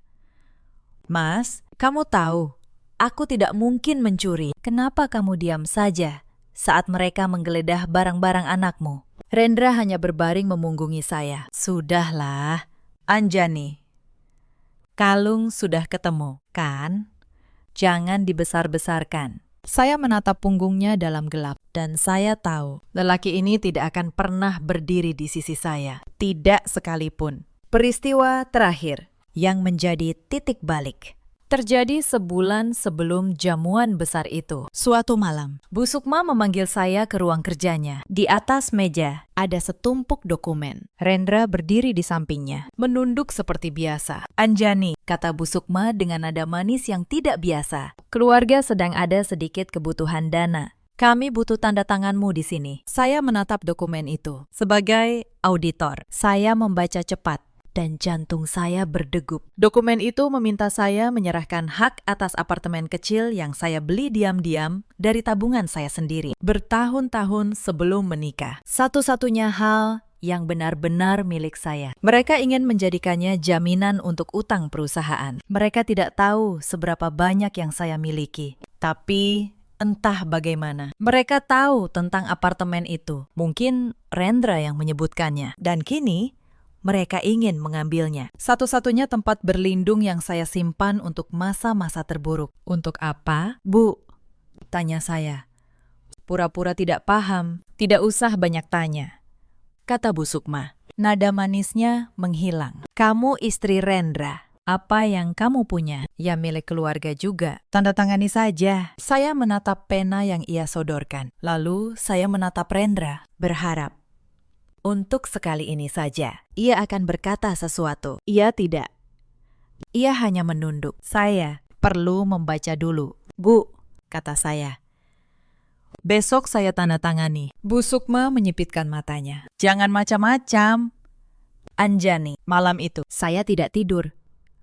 Saya membaca setiap kata di dokumen itu. Dan saya menyadari sesuatu. Mereka begitu putus asa. Sampai bersedia mengambil apartemen kecil seorang menantu yang mereka anggap rendahan. Itu artinya perusahaan jauh lebih sekarat daripada yang saya kira. Waktu saya hampir habis dan waktu mereka lebih habis lagi. Keesokan paginya, saya tidak menandatangani dokumen itu. Saya berkata bahwa pengacara saya menyarankan untuk menunda. Bu Sukma marah besar. Tapi untuk pertama kalinya, saya tidak menunduk. Karena saya tahu sebentar lagi semua akan berubah. Sebelum semua itu, ada satu peristiwa lagi yang tidak akan pernah saya lupakan. Peristiwa yang membuat saya yakin bahwa saya tidak boleh lagi menunggu. Sepupu Rendra menikah di sebuah gedung mewah di pusat kota. Seluruh keluarga besar hadir. Bu Sukma mengenakan perhiasan terbaiknya dan memamerkan kepada semua orang bahwa keluarganya masih jaya. Saya datang dengan gaun sederhana, menggendong Kayla. Di tengah resepsi, beberapa tante berkumpul, membicarakan menantu masing-masing. Salah satu dari mereka bertanya kepada Bu Sukma, Sukma, menantumu kerja di mana sih? Kok jarang dengar? Bu Sukma tertawa kecil, dengan nada merendahkan yang sudah saya hafal. Dia cuma pegawai kantoran biasa, gajinya tidak seberapa. Untung saya yang menanggung hidup mereka di rumah. Kalau tidak, entah makan apa cucu saya. Para tante itu mengangguk-angguk, memandang saya dengan kasihan. Salah satu dari mereka bahkan menyelipkan uang ke tangan saya buat jajan anaknya, katanya pelan. Seolah saya pengemis, saya berdiri di sana, memegang uang itu dengan senyum yang dipaksakan. Di dalam tas saya saat itu ada ponsel yang baru saja menerima pesan dari kantor. Sebuah klien besar baru saja menandatangani kontrak audit senilai miliaran rupiah yang saya pimpin. Tapi tidak ada yang tahu. Bagi mereka, saya hanya menantu miskin yang patut dikasihani. Saya menyimpan uang pemberian itu di saku. Saya tidak membuangnya. Saya menyimpannya sebagai pengingat. Pengingat tentang betapa jauh jarak antara siapa yang mereka kira saya dan siapa saya sebenarnya. Saat itulah, dalam hati, saya berhenti merasa sedih. Saya hanya merasa tenang. Tenang. Seperti permukaan air sebelum badai. Tak lama setelah itu, Mawar melakukan sesuatu yang membuat saya benar-benar membuka mata. Suatu hari, ada kesalahpahaman di kantor saya. Seorang klien menerima email aneh dari akun yang mengatasnamakan saya, berisi kata-kata kasar dan tidak profesional. Klien itu marah dan mengadu ke atasan saya. Saya hampir kehilangan kepercayaan yang sudah saya bangun bertahun-tahun. Saya menyelidiki. Sebagai auditor, melacak jejak adalah keahlian saya. Dan jejak itu membawa saya ke sebuah komputer di rumah. Komputer yang biasa dipakai Mawar. Ia telah membuat akun palsu, meniru nama saya, dan mengirim email itu untuk menghancurkan reputasi saya. Saya tidak tahu pasti apa motifnya. Mungkin iri. Mungkin sekedar kebiasaan menghancurkan apapun yang membuat saya bahagia. Saya tidak menghadapinya. Saya tidak berteriak. Saya hanya menyimpan buktinya dengan rapi. Seperti saya menyimpan semua bukti lain. Saya menjelaskan duduk perkara kepada atasan saya. Dan untungnya, ia percaya pada saya. Kepercayaan yang saya bangun selama bertahun-tahun menyelamatkan saya. Tapi malam itu, saya menyadari sesuatu yang penting. Mereka tidak akan pernah berhenti. Selama saya tinggal di rumah itu, mereka akan terus mencoba menghancurkan saya. Sedikit demi sedikit, sampai tidak ada yang tersisa. Saya tidak bisa lagi sekedar bertahan. Saya harus mengakhirinya. Sejak malam itu, saya bekerja lebih keras dari sebelumnya. Setiap hari setelah memasak dan melayani keluarga, setelah menidurkan Kayla, saya akan duduk di meja kecil di pojok kamar, ditemani lampu redup, dan menyusun rencana saya. Angka demi angka, dokumen demi dokumen. Saya menghubungi Pak Hendro hampir setiap hari. Saya bertemu investor di sela jam makan siang. Saya mempelajari setiap celah hukum, setiap kemungkinan, setiap risiko. Ada malam-malam ketika saya hampir menyerah. Malam ketika tubuh saya begitu lelah, sampai saya tertidur di meja dengan pena masih di tangan. Malam ketika saya bertanya pada diri sendiri, apakah semua ini sepadan? Apakah saya, seorang perempuan biasa, benar-benar bisa melawan sebuah keluarga yang selama ini menindas saya? Tapi setiap kali keraguan datang, saya akan menengok keranjang kecil di sebelah saya, tempat Kayla tidur. Dan saya teringat amplop kosong di malam lebaran itu. Saya teringat tangan saya yang melepuh, harga diri saya yang diinjak, suami yang selalu memunggungi saya. Lalu, keraguan itu menghilang, digantikan oleh sesuatu yang jauh lebih kuat. Bukan dendam, tetapi tekad. Saya akan bangkit. Bukan untuk membalas dendam, tapi untuk memastikan bahwa anak saya tidak akan pernah harus menunduk, seperti ibunya pernah menunduk. Beberapa minggu kemudian, ketegangan di rumah itu semakin terasa. Bu Sukma menjadi lebih mudah marah. Rendra sering pulang larut dengan wajah lelah dan mata merah. Mawar tetap berbelanja seperti tidak terjadi apa-apa. Tapi bahkan ia mulai mengeluh ketika kartu kreditnya ditolak di kasir. Suatu sore, sebuah amplop datang ke rumah. Saya yang menerimanya dari kurir. Di sudut amplop, tertera logo sebuah bank besar. Saya tidak membukanya. Saya hanya menyerahkannya kepada Rendra. Tapi saya melihat wajahnya berubah pucat saat ia membaca isinya. Malam itu, terdengar pertengkaran di ruang kerja. Bu Sukma dan Rendra. Suara mereka tertahan, tapi cukup keras untuk menembus dinding. Kita harus jual rumah ini. Bu, kata Rendra. Tidak akan.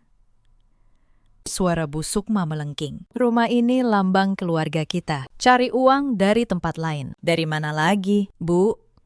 Semua aset sudah digadaikan. Saya berdiri di lorong, mendengar semuanya. Anak saya tertidur di pelukan saya. Dan di kepala saya, potongan-potongan rencana mulai tersusun rapi. Keesokan harinya, di kantor, saya menemui atasan saya, Pak Hendro, seorang partner senior yang sudah menganggap saya seperti anaknya sendiri. Saya bertanya kepadanya tentang sesuatu yang sudah lama saya pikirkan, tentang bagaimana sebuah perusahaan yang sekarat bisa diselamatkan atau diambil alih Pak Hendro menatap saya lama. Anjani, ini bukan pertanyaan auditor biasa. Ini pertanyaan orang yang sedang merencanakan sesuatu. Saya hanya tersenyum. Saya cuma ingin tahu. Pakistan. Ia menjelaskan banyak hal hari itu. Tentang akuisisi. Tentang bagaimana utang sebuah perusahaan bisa dibeli oleh pihak ketiga. Tentang bagaimana jika seseorang memegang utang sebuah perusahaan dan perusahaan itu gagal bayar, maka pemegang utang itu bisa mengambil kendali. Saya mendengarkan setiap kata. Saya mencatat semuanya. Bukan di kertas, di kepala saya. Saya memang tidak sekaya keluarga Prawira di mata mereka. Tapi 5 tahun bekerja sebagai auditor senior dengan gaji yang tidak pernah mereka tahu. Dengan tabungan dan investasi yang saya bangun diam-diam. Membuat saya punya lebih banyak daripada yang siapapun di rumah itu. Bayangkan. Dan saya punya sesuatu yang lebih berharga dari uang. Saya punya pengetahuan, dan saya punya orang-orang yang percaya pada kemampuan saya. Dalam beberapa minggu berikutnya, saya bekerja dalam diam, di kantor, di sela-sela tugas. Saya mulai menghubungi kenalan-kenalan saya. Seorang teman lama yang kini bekerja di lembaga keuangan, Pak Hendro, yang setuju membantu menyusun struktur transaksi. Dan seorang investor yang pernah menjadi klien saya, yang percaya pada penilaian saya, dan bersedia mendukung rencana saya dengan satu syarat. Angkanya harus masuk akal. Saya menunjukkan kepadanya laporan yang saya susun tentang PT Prawira Sentosa. Saya menunjukkan utangnya, asetnya. Dan satu hal yang luput dari perhatian semua orang. Walau perusahaan itu sekarat, ia masih memiliki sesuatu yang sangat berharga. Tanah gudang di lokasi strategis. Dan jaringan distribusi yang masih bisa dihidupkan kembali oleh tangan yang tepat. Investor itu memeriksa angka-angka saya. Lalu, ia mengangguk. Kalau perhitunganmu benar, Anjani, katanya. Ini bukan perusahaan sekarat. Ini perusahaan yang dipimpin orang yang salah. Rencana itu sederhana di atas kertas, tapi rumit dalam pelaksanaan. Saya tidak akan membeli perusahaan keluarga itu secara langsung. Saya akan membeli utangnya. Utang besar yang menggantung di bank itu, yang tenggatnya semakin dekat. Jika keluarga Prawira gagal membayar, dan saya yakin mereka akan gagal, maka pemegang utang itulah yang akan memegang nasib perusahaan. Dan pemegang utang itu melalui sebuah perusahaan investasi kecil yang namanya tidak akan pernah mereka kenali adalah saya. Sementara saya bekerja dalam diam di rumah. Hinan terus berlanjut. Mereka tidak tahu apa-apa. Mereka pikir saya hanya menantu lemah yang setiap pagi memasak bubur. Suatu malam, saat makan malam, Bu Sukma mengumumkan sesuatu. Bulan depan, ulang tahun keluarga kita yang ke-50. Kita akan mengadakan jamuan besar. Semua relasi bisnis akan datang. Saya tahu apa arti jamuan itu. Itu bukan perayaan. Itu pertunjukan terakhir keluarga yang sedang sekarat. Berusaha tampak baik-baik saja di depan dunia. Mereka berharap dengan menunjukkan kemewahan, relasi-relasi bisnis akan kembali percaya. Dan mungkin ada yang bersedia menyuntikkan dana. Anjani, kata Bu Sukma, menatap saya tajam. Kamu yang urus jamuannya. Dan ingat, jangan permalukan keluarga ini di depan tamu. Saya menunduk. Baik, Bu. Tapi di dalam hati, saya tersenyum. Karena saya tahu, jamuan itu akan menjadi panggung. Bukan untuk mereka, untuk saya. Dan tepat di hari itu, tenggat pembayaran utang bank akan jatuh. Apa yang tidak mereka tahu, sementara saya menyiapkan menu jamuan dan menghias rumah. Saya juga sedang menyiapkan dokumen yang akan mengubah segalanya. Map yang nanti akan disobek Bu Sukma di ruang rapat hanyalah pancingan. Dokumen yang sebenarnya sudah tersimpan rapi, menunggu hari itu tiba. Seminggu sebelum jamuan, terjadi satu peristiwa yang menjadi penghinaan terakhir. Penghinaan yang tanpa mereka sadari. Mereka lakukan tepat di hadapan orang-orang yang sebentar lagi akan menyaksikan kejatuhan mereka. Perusahaan mengadakan rapat Dewan Direksi darurat. Situasi keuangan sudah sangat genting dan Bu Sukma memanggil semua direktur untuk mencari jalan keluar. Entah dengan alasan apa, ia menyuruh saya datang. Kamu ikut. Biar tahu betapa beratnya menanggung keluarga ini, katanya. Saya rasa ia hanya ingin ada orang untuk dipermalukan jika rapat berjalan buruk.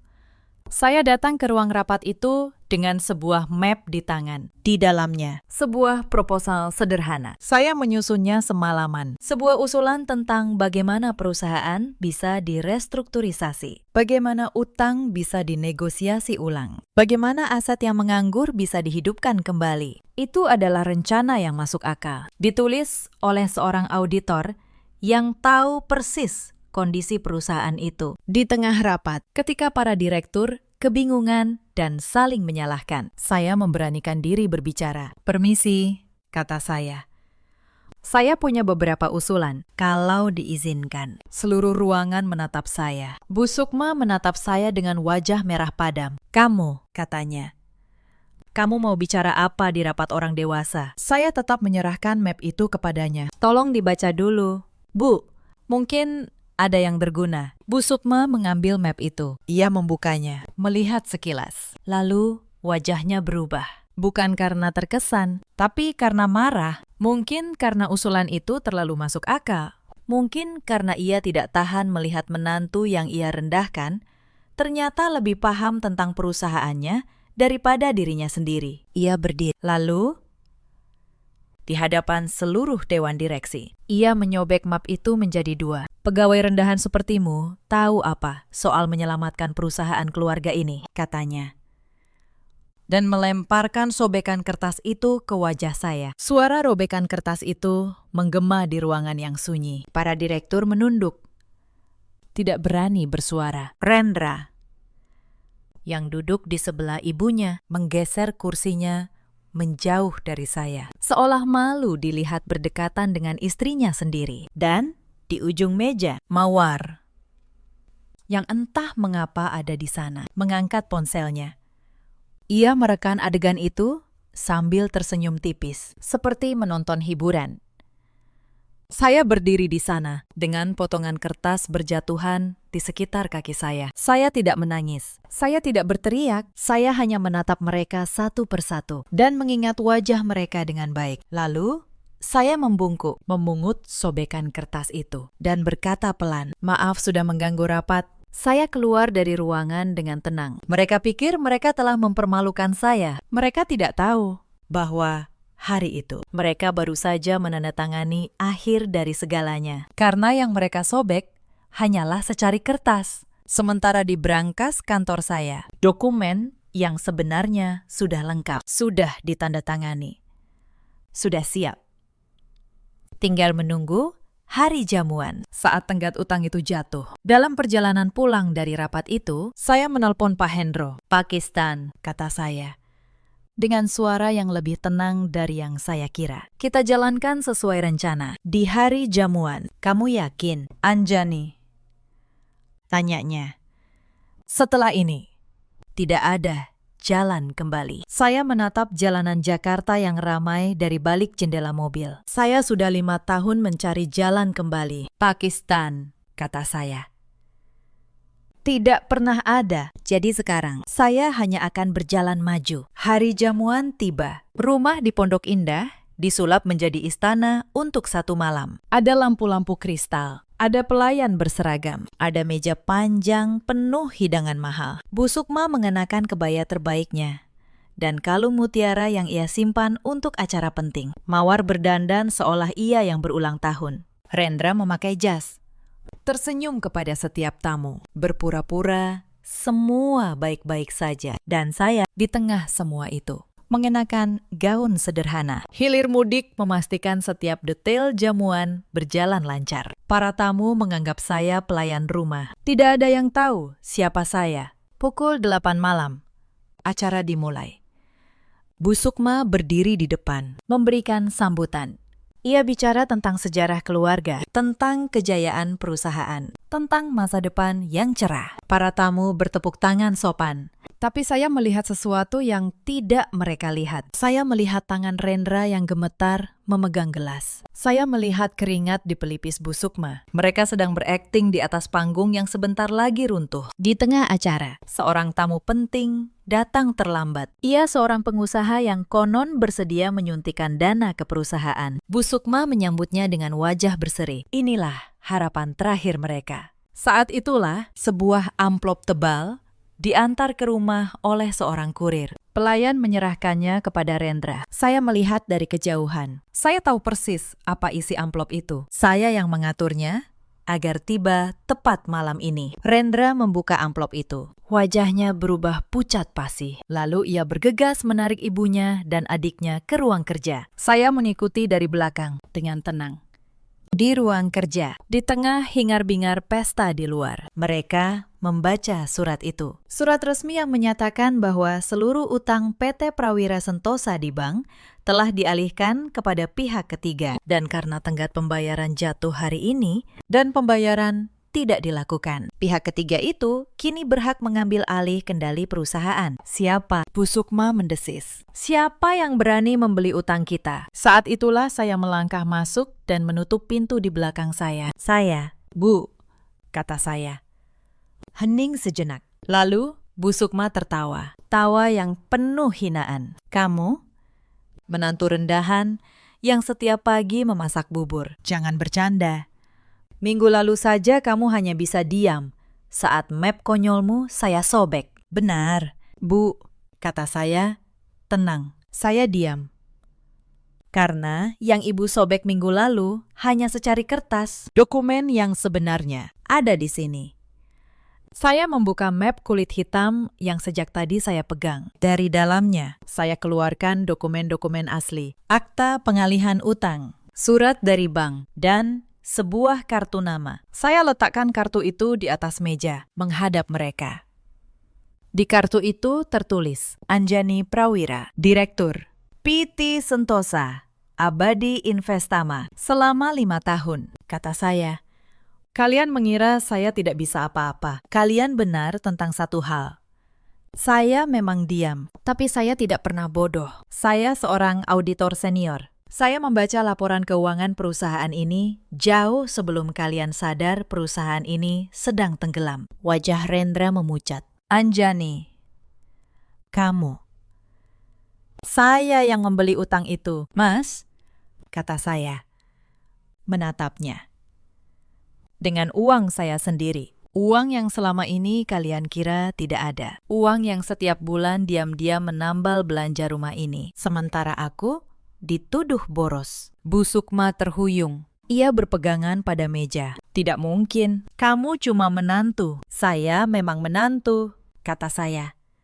Menantu yang ibu suruh masak setiap subuh. Menantu yang ibu salahkan setiap kali ada tagihan. Menantu yang dibiarkan jatuh saat hamil. Sementara Mawar memotret saya untuk bahan tertawaan. Saya menoleh ke Mawar, yang kini berdiri membeku. Ponselnya terjatuh dari tangannya. Apa kamu masih ingin merekam? Mawar, rekam ini. Ini akan jadi video terakhirmu di rumah ini. Pintu ruang kerja terbuka. Pak Hendro masuk bersama 2 orang berjas dari lembaga keuangan. Maaf mengganggu, kata Pak Hendro. Tenang, kami datang untuk menyelesaikan proses penyalihan. Mulai pukul ini, kendali operasional PT Prawira Sentosa berada di tangan PT Sentosa Abadi Investama. Bu Sukma jatuh terduduk di kursi. Kebaya mewahnya, kalung mutiaranya, semua mendadak tampak seperti kostum yang kebesaran.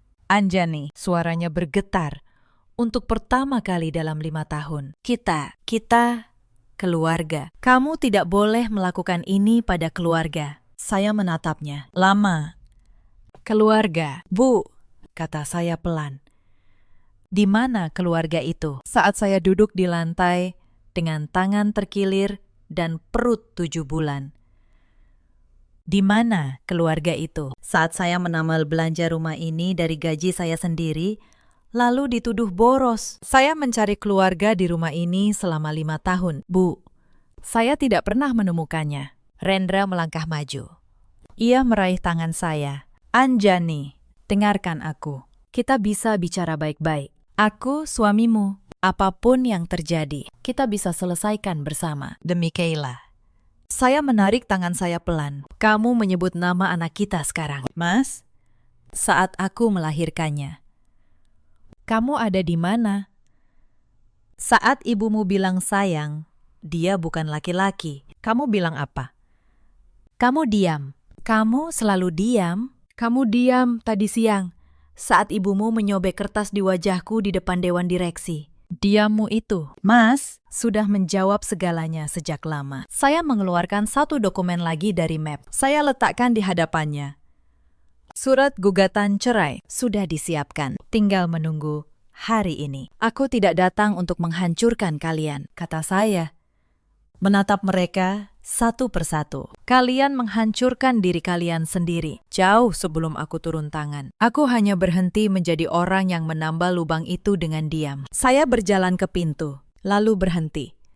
Tentang perusahaan, aku tidak akan membubarkannya. Ada ratusan karyawan yang tidak bersalah, yang gajinya terancam karena cara kalian mengelola perusahaan ini. Aku akan menyelamatkan mereka. Pak Hendro dan timku akan menata ulang semuanya. Perusahaan ini akan hidup kembali. Hanya saja, tidak lagi di tangan kalian. Saya membuka pintu. Di luar, pesta masih berlangsung. Para tamu masih tertawa. Tidak tahu bahwa di balik dinding ruang kerja, sebuah kerajaan baru saja berpindah tangan. Saya berjalan melewati kerumunan, menuju kamar Kayla. Saya menggendongnya yang baru terbangun, dan keluar dari rumah itu untuk terakhir kalinya. Melewati pintu besar, yang dulu saya kira adalah pintu menuju keluarga. Malam itu, untuk pertama kalinya dalam 5 tahun, saya bisa bernapas. 6 bulan kemudian, PT, Prawira Sentosa, yang kini bernama PT Sentosa Abadi, kembali berdiri. Gudang-gudang yang dulu menganggur, kembali penuh. Jaringan distribusi yang dulu mati, kembali bergerak. Ratusan karyawan yang dulu cemas, kini bekerja dengan tenang. Pak Hendro menjadi komisaris, dan saya menjadi orang yang setiap pagi datang ke kantor itu sebagai pemimpinnya. Bu Sukma pindah ke sebuah rumah yang jauh lebih kecil. Kekayaan yang ia banggakan selama puluhan tahun. Ternyata hanya kulit luar yang menutupi utang. Setelah semua diselesaikan, yang tersisa untuknya hanya cukup untuk hidup sederhana. Konon, ia kini lebih banyak diam di ruang tamu yang sempit, menatap dinding. Mawar kehilangan kartu kreditnya, kehilangan gaya hidupnya. Ia akhirnya harus mencari pekerjaan untuk pertama kalinya dalam hidupnya. Saya dengar ia kini bekerja sebagai kasir di sebuah toko. Saya tidak merasa puas mendengarnya. Saya hanya merasa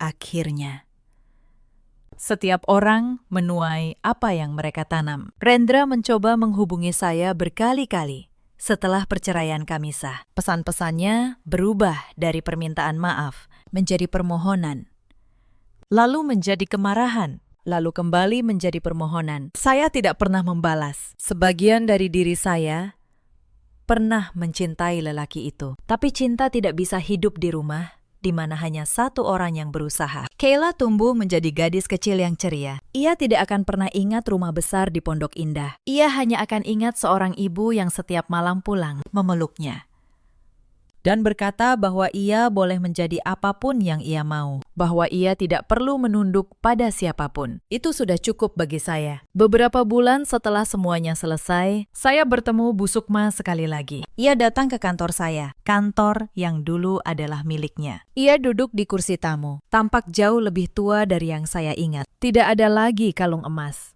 Tidak ada lagi kebaya mewah. Hanya seorang perempuan tua yang lelah. Anjani, katanya pelan. Ibu datang bukan untuk meminta perusahaan kembali. Ibu tahu itu sudah tidak mungkin. Ibu cuma ingin minta maaf. Saya menatapnya lama. Saya menunggu kemarahan datang, atau dendam, atau rasa puas. Tapi yang datang hanya rasa lelah. Lelah yang sama yang sudah saya pikul selama 5 tahun. Terima kasih sudah datang, Bu, kata saya akhirnya. Saya tidak membenci ibu. Membenci hanya akan membuat saya terikat pada masa lalu. Dan saya sudah memilih untuk maju. Tapi memaafkan bukan berarti melupakan. Saya harap ibu mengerti. Ia mengangguk pelan, lalu berdiri.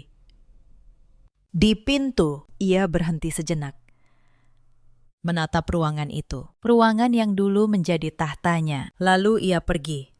Tanpa berkata apa-apa lagi. Saya tidak pernah melihatnya lagi setelah hari itu. Tapi anehnya, sejak hari itu, beban di dada saya terasa sedikit lebih ringan. Suatu sore, saya duduk di balkon apartemen kecil kami, menyeruput teh. Menatap Kayla yang bermain. Hidangan di meja malam itu sederhana. Ikan goreng, sayur asem, dan sambal terasi. Tidak ada lampu kristal, tidak ada pelayan berseragam. Tapi untuk pertama kalinya, saya merasa di rumah. Cerita ini mengajarkan kita satu hal. Kekuatan yang sebenarnya tidak pernah berteriak. Ia bekerja dalam diam, mencatat, menunggu, dan bangkit pada saat yang tepat. Jangan pernah menilai seseorang dari betapa pendiamnya ia. Dan jangan pernah merasa berhak menghina orang lain hanya karena kita merasa lebih tinggi. Karena roda selalu berputar. Di luar sana, ada banyak perempuan yang seperti saya dulu. Bangun subuh, menahan hinaan. Tersenyum, walau hati hancur. Demi sebuah keluarga yang tidak pernah menganggap mereka ada. Kalau kamu salah satu dari mereka, dengarkan saya. Diammu bukan kelemahan. Tapi jangan biarkan diam itu menjadi penjara. Suatu hari, kamu harus berdiri. Dan saat kamu berdiri, berdirilah dengan kepala tegak. Ada juga banyak suami seperti Rendra. Bukan jahat, hanya pengecut.